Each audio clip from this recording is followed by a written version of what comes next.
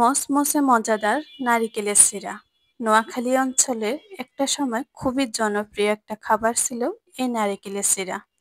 অতিথি আপ্যায়নে আর সকাল বা বিকেলে চায়ের আড্ডায় খুবই মজাদার একটা নাস্তা ছিল।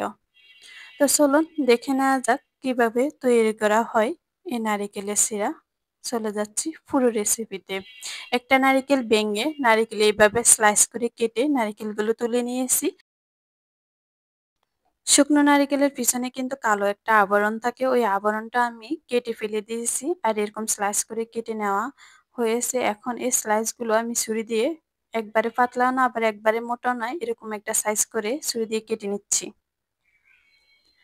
সবগুলো নারিকেল যখন কাটা হয়ে গেল তখন এখান থেকে কিছু নারিকেল আমি দেখিয়ে দিচ্ছি এর সাইজটা কেমন রাখা লাগবে।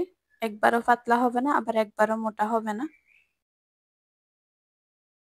নারিকেলগুলো ভাজার জন্য বা সিরা বানানোর জন্য চলে যাচ্ছি চুলায়। চুলায় একটা বড় সাইজের কড়াই বসিয়ে এর মধ্যে কিছু গরম মসলা দিয়ে দিলাম, দারচিনি, তেজপাতা আর এলাচ। দিয়ে দিলাম 3 কাপ পরিমাণ চিনি আর 1 টেবিল চামচের মতো পানি। স্বাদ মতো একটু লবণ দিয়ে ভালো করে এগুলো মিশিয়ে নিচ্ছি পর্যন্ত অপেক্ষা করতেছি। বলক আসলে এর সাথে সাথে কিন্তু নারিকেল দিয়ে দিবেন না। চিনিগুলো গলে একবারে আঠালো যখন হয়ে আসবে একটু চেক করে নেবেন আঠালো হয়েছে কিনা। তখন ওই পর্যায়ে নারিকেলের কেটে রাখা টুকরোগুলো দিয়ে দিবেন।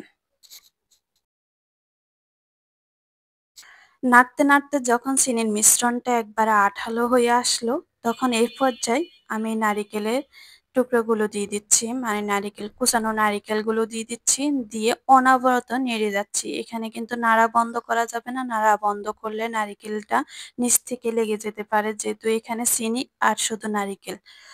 তো অনবরত নাড়তে নাড়তে একটা সময় কিন্তু নারিকেলের গা থেকে অটোমেটিকলি পানি বের হয়ে যাবে। এখানে কিন্তু অতিরিক্ত কোনো পানি দেওয়া যাবে না আর এখানে কোনো পানির কোনো কাজই নেই। একটা সময় নাড়তে নাড়তে নারিকেল থেকে পানি ছেড়ে দেবে। ওই পানিগুলো একবারে আরেকটু মিডিয়াম হিটে তাপটা রেখে নাড়তে নাড়তে এই পানিগুলো একবারে টেনে ফেলতে হবে, একবারে শুকনা হয়ে যাবে নাড়তে নাড়তে।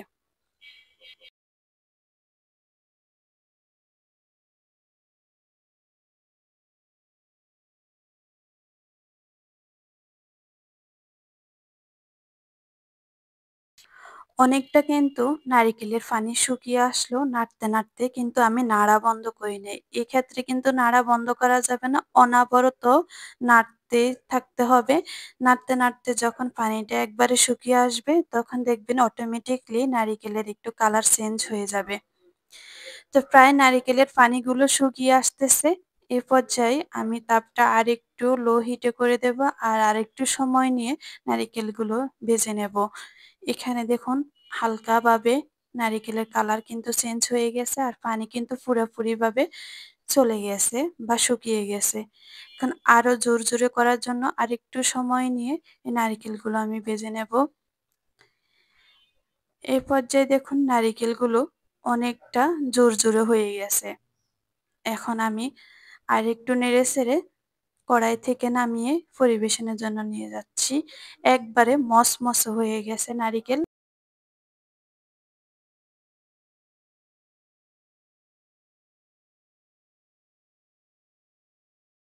এই পর্যায়ে দেখুন নারিকেলগুলো আমি দেখিয়ে দিচ্ছি একবারে জোরে হয়ে গেছে।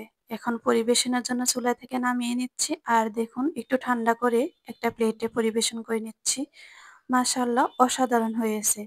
আশা করি আপনাদের রেসিপিটা ভালো লাগবে। যদি ভালো লেগে থাকে অবশ্যই ফেসবুক পেজে একটা ফলো দেবেন আর ইউটিউব চ্যানেলটা সাবস্ক্রাইব করবেন। সবাই ভালো থাকবেন। আল্লাহ হাফেজ। আসসালামু আলাইকুম।